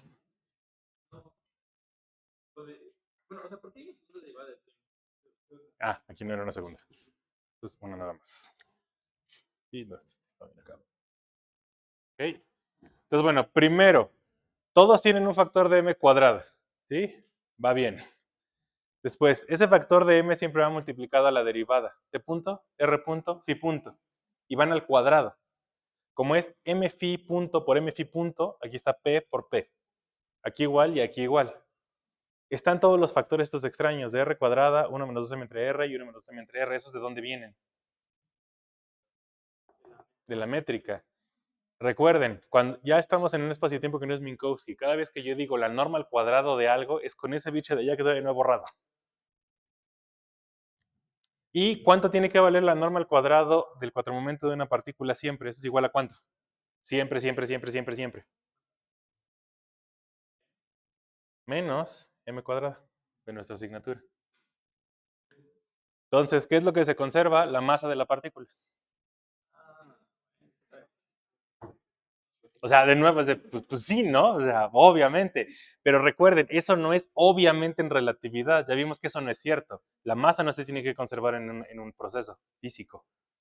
No era de fuerzas. En este sí, porque pues lo que estamos viendo es que entonces la interacción con la métrica no puede hacer que desaparezca o aparezca la masa. Eso se tiene que conservar.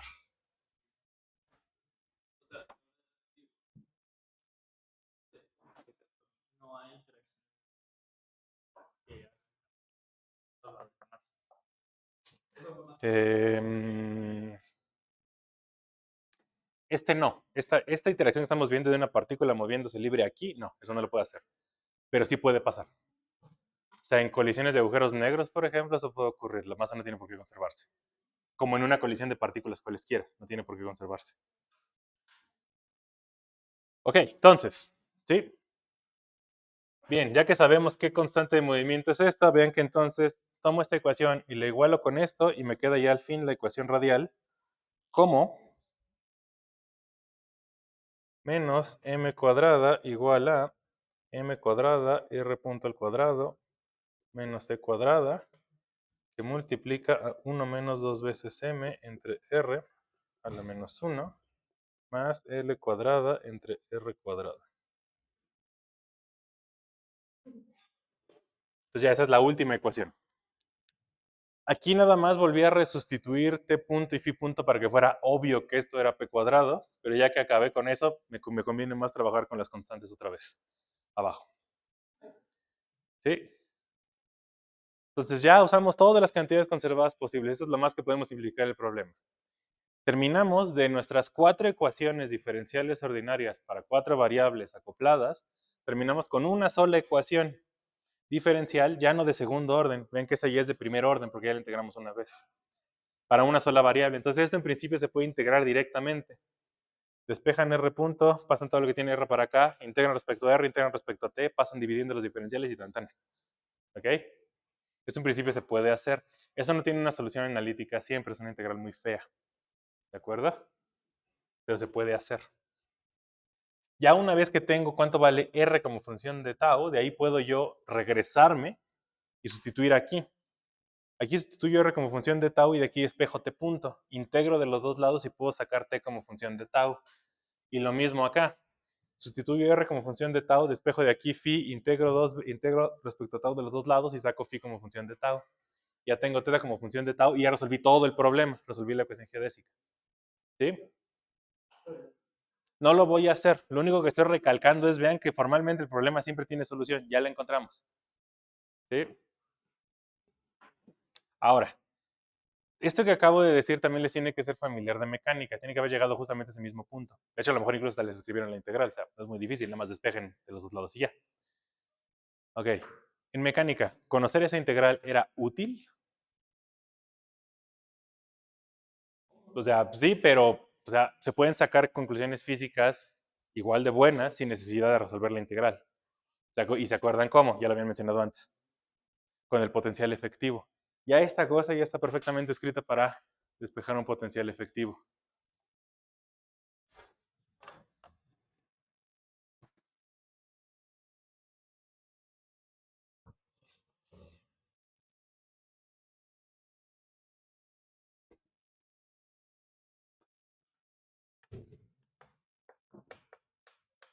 Se puede reescribir como, y déjenme ponerles ya de una vez el resultado, no hagamos las cuentitas, como epsilon igual a 1/2 de la masa por R punto al cuadrado más el potencial efectivo de R. Donde esa epsilon no es exactamente la energía. En el caso del problema newtoniano, ¿se acuerdan que daba casi exactamente la energía? A lo mejor 2 veces la energía o algo así. Aquí no es tal cual. Y la razón es porque tenemos la noción de energía en reposo. De alguna manera estamos como normalizándolo alrededor, poniendo el cero de energía en m igual a 0. Como que estamos moviéndonos en la energía en reposo para poner ahí el 0. Y el potencial efectivo queda menos mm entre r más l cuadrado entre 2m r cuadrado menos l cuadrado m entre m minúscula r al cubo.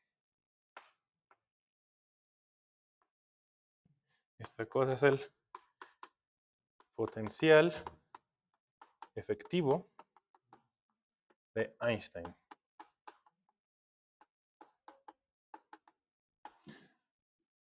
Entonces, primero, que ya me dijeron potencial efectivo, pero quiero cerciorarme que todo mundo entendemos qué significa ese potencial efectivo y por qué es útil. Pasar de la ecuación que está encerrada aquí a la ecuación que está ahí arriba es simplemente hacer algebrita.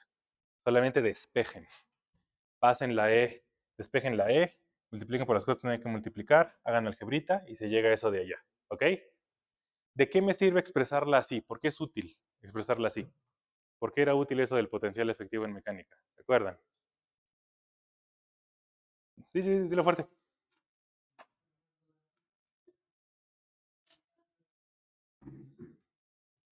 Es súper útil porque podemos no hacer ni una sola cuenta y solo hacer dibujitos, básicamente. ¿Cuál era la idea? Esta ecuación tiene la forma de la ecuación de la conservación de la energía newtoniana, completamente no relativista, de una partícula, de masa m minúscula, no libre, sino sujeta a este potencial. ¿Y en cuántas dimensiones se mueve esa partícula de esta ecuación? Una, solo en R. Por eso es importante el potencial efectivo. Empezamos con un problema en 3 más 1 dimensiones, pero lo acabamos de reescribir como uno efectivo, no real, efectivo, por eso la palabra, en una dimensión. Este es el problema de una partícula que se mueve en la dimensión R, y ya. Entonces, ¿por qué es útil? Porque podemos utilizar todo lo que sabemos del análisis de grafiquitas de potenciales en una dimensión. Esa sí, ni siquiera es analítica, esa es mecánica vectorial, ¿ok? De hace cuando mucho tiempo. Cuando no sabían lo que era el laplaciano y funciones de Bessel y todas esas cosas raras, cuando eran más inocentes. Y se acuerdan, lo único que tenemos que hacer es graficar el potencial. Y de graficar el potencial y de ver cuáles son sus máximos, sus mínimos, sus puntos de inflexión, podemos saber qué tipos de trayectorias permite el potencial. ¿Ok? Entonces, por eso es súper útil. Vamos a utilizar esta ecuación y aquella de allá mucho en lo que nos falta de clases todavía de Schwarzschild. Estos apunten bien. Entonces, ya sabemos qué es eso del potencial efectivo. Y de hecho, apelando a que se acuerdan, esto mismo pasaba en el problema gravitacional de Newton. Eso no es exclusivo del potencial de Einstein. En el caso de las ecuaciones de Newton también se puede despejar una expresión de este estilo, con un potencial newtoniano.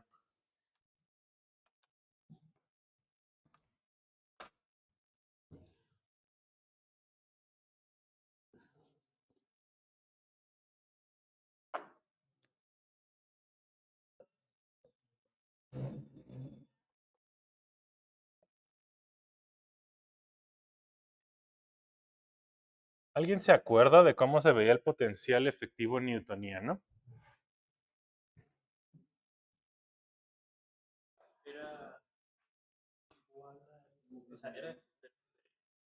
¿Cuál?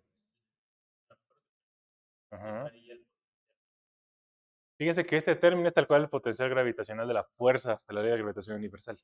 Es simplemente menos el producto de las masas entre R. Esto de aquí, ¿se acuerdan cómo se llamaba? El segundo término. El potencial centrífugo. ¿Sí? Recuerda, no es porque haya una fuerza centrífuga en el problema original, sino que en el problema efectivo tiene cara de fuerza centrífuga, porque esta la empuja para afuera. ¿Sí? De hecho, lo que quedaba en el potencial newtoniano es exactamente esos dos primeros términos y no otra cosa. Eso nada más.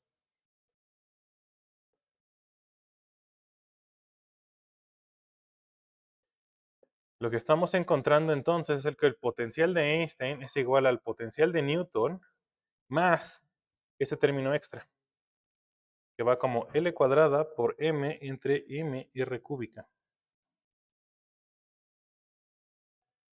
¿De acuerdo?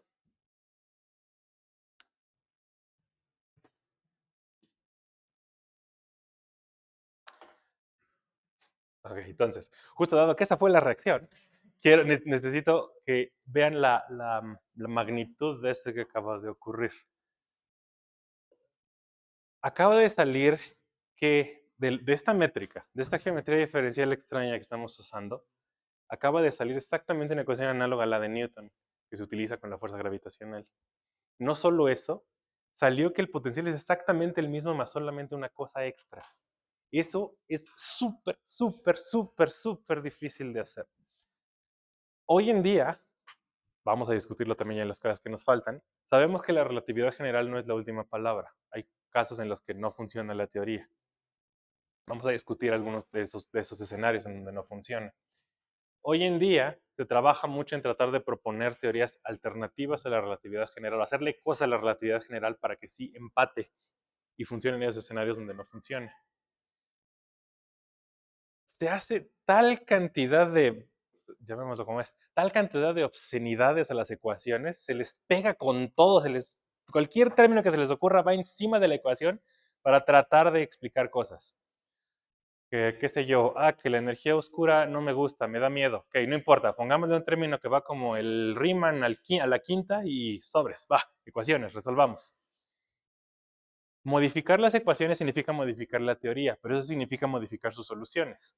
No necesariamente la solución de Schwarzschild sería una solución de esas nuevas ecuaciones modificadas, que a lo mejor no requieren energía oscura, pero requieren otra cosa. Hacerle cualquier cosita a las ecuaciones de Einstein destroza esto por completo. Hace que ya no sea nada más el newtoniano una corrección.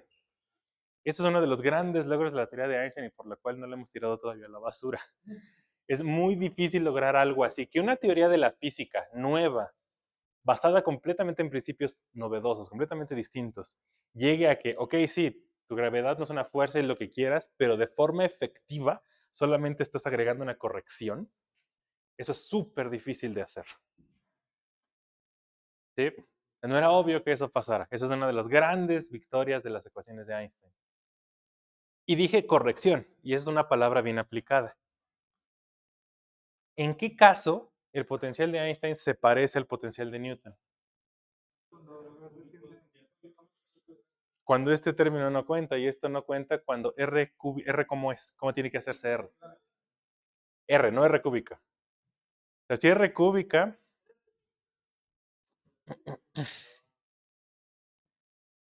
si R se hace grande, R cúbica se hace grande, lo que significa que todo esto tiende a cero. ¿Sí?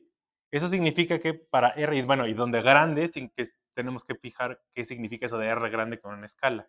Como ven, es R grande comparado con todo lo que está de este lado. En cosas que tiene que ver con el momento angular, la masa de la partícula o del planeta alrededor del Sol y la masa del Sol. Ok. Eso significa que para planetas suficientemente lejos del Sol, ese término tendría que ser básicamente imperceptible. ¿No? En efecto lo es.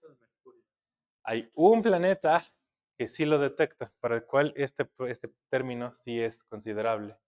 El planeta más cercano al Sol, Mercurio.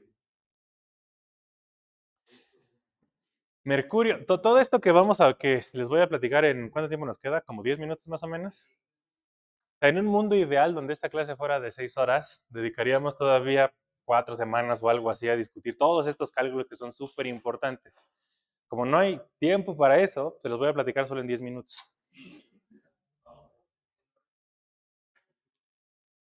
Entonces, ¿por qué razón es que la gente empezó a creer en la relatividad general? Porque justamente ya llegados de aquí podemos empezar a hacer predicciones.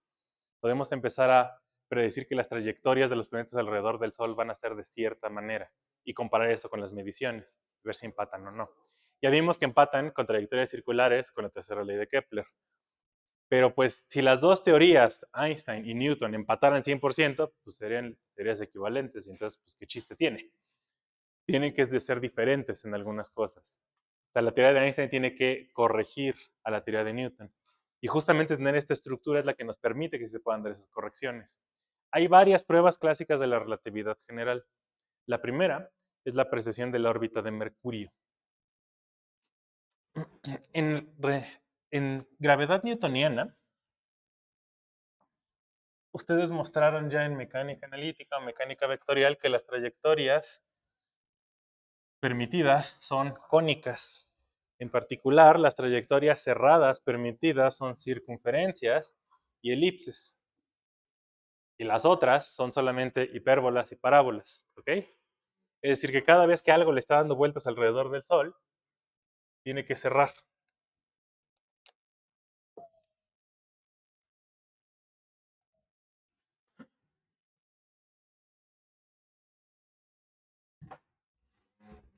O sea, si por acá está el Sol y por acá está el planeta le va a dar vueltas y empieza a dar vueltas, después de que completa su periodo, tiene que regresar exactamente al mismo punto. Eso pasa con la Tierra, con Marte, con Venus, etcétera, etcétera, etcétera. Sin embargo, desde hace muchos, muchos, muchos años se sabía que había un planeta que no hacía eso, Mercurio. Mercurio no hace eso. ¿Alguien sabe cómo se ve la órbita de Mercurio? Pero eso cómo se dibuja. O sea, sí, sabemos que precisa, pero ¿qué es eso cómo se ve?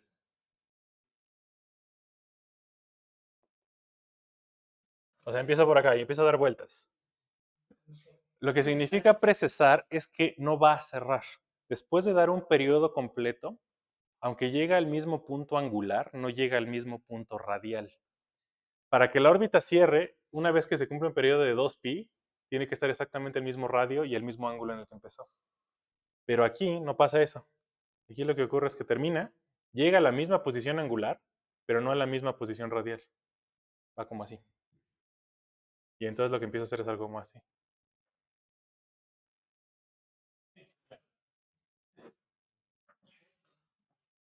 Y se empieza a ver como si la elipse estuviera como girando, como precesando. Eso la gente lo vio hace muchos años viendo el cielo. Vas viendo los lindos puntitos en la noche y viendo cómo unos bailaban de una forma, pero Mercurio bailaba de esa forma extraña. De acuerdo a la teoría de Newton, esto no puede ocurrir. No nomás no lo predice, predice que esto no es físicamente posible. Que si solo está Mercurio y el Sol, eso no debe ocurrir. La gente, justo lo que se teorizaba la gente es, bueno, seguro la teoría de Newton está bien, entonces más bien las hipótesis del problema son las que están mal. Entonces seguro debe haber alguna otra mugre aquí en medio que está alterando la interacción entre Mercurio y Sol, ¿no? Bien, durante muchos años se trató de encontrar evidencia de la existencia de ese planeta, pero no se encontraba. Llega Einstein años después y resulta que de ese potencial efectivo se puede demostrar que en efecto Mercurio precesa así. No nada más cuantitativamente. Las ecuaciones permiten hacer un cálculo explícito numérico de qué tanto precesa la órbita de Mercurio, qué tanto se desvía. Ese es uno de los cálculos que hubiéramos hecho de tener tiempo. Entonces les digo el número que sale. Sale 43 segundos de arco por siglo. Por siglo, sí. O sea, tarda mucho. Precesa muy, muy lento, pero precesa. Y justamente ese número es el que predice la teoría. Eso se puede calcular de aquí. Segundos de arco. Ajá, una vuelta completa.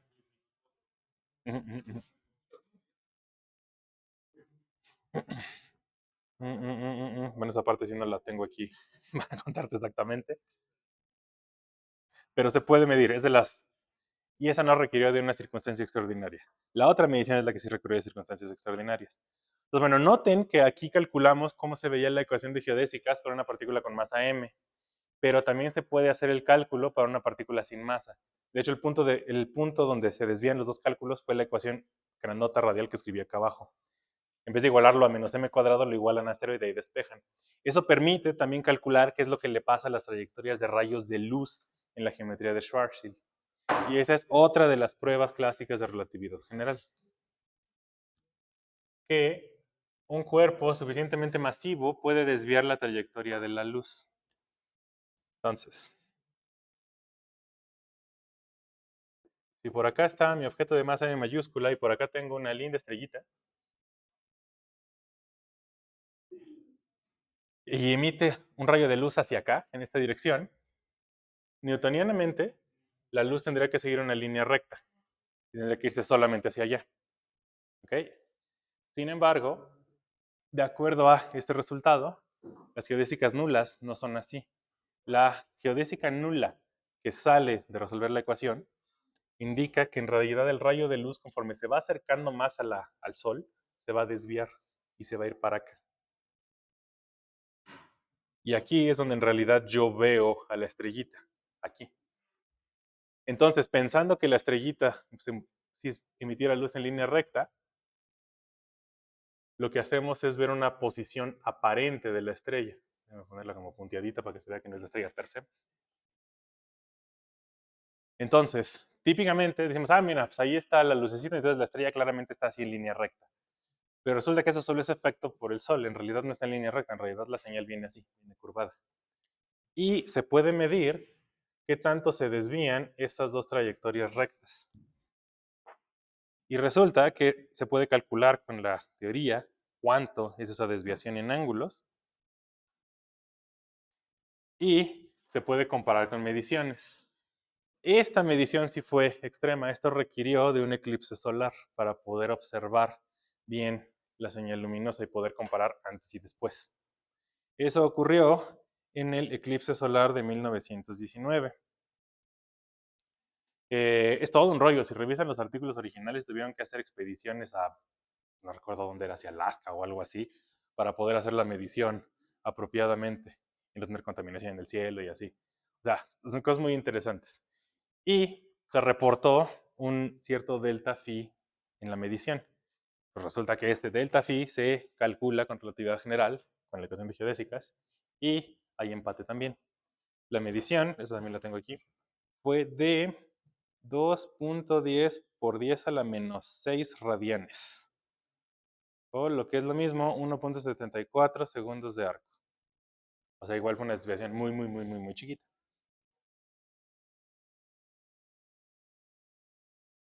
Ok. Y la última gran prueba de la relatividad general, otra prueba clásica, es el famoso corrimiento al rojo. Como vimos en la ecuación, en la conservación de la energía, nos quedó que la energía de la partícula va a depender de su posición radial. Nos quedó el menos 2m entre r. Eso significa que si una estrella emite luz de cierta posición radial a otra posición radial, y esa luz salió azul o roja inicialmente, no va a conservar ese color cuando llegue al detector. Como está moviéndose en ese potencial gravitacional, está perdiendo energía o ganando la energía si está saliendo o entrando. En consecuencia, cambia el color.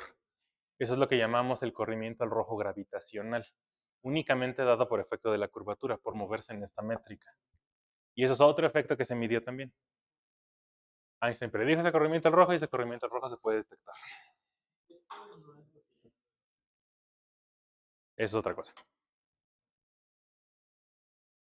¿Sí? Entonces esas eran las tres grandes pruebas clásicas. Típicamente la clase de relatividad acababa aquí, decíamos, pues es lo que sabemos, por eso creemos que la relatividad general está bien y ya. Pero pues por suerte, estamos en el año 2026, pues ya no son las pruebas grandes de relatividad general. Ya las buenas, ya vimos una de ellas, las ondas gravitacionales. Falta una más, ¿ok? Que también ya tenemos una foto. Entonces, eso es lo que toca la clase del jueves. Vamos a revisar eso. El punto de partida es este signo menos, ¿ok? Noten dos cosas. ¿Qué pasa cuando R es igual a 2m?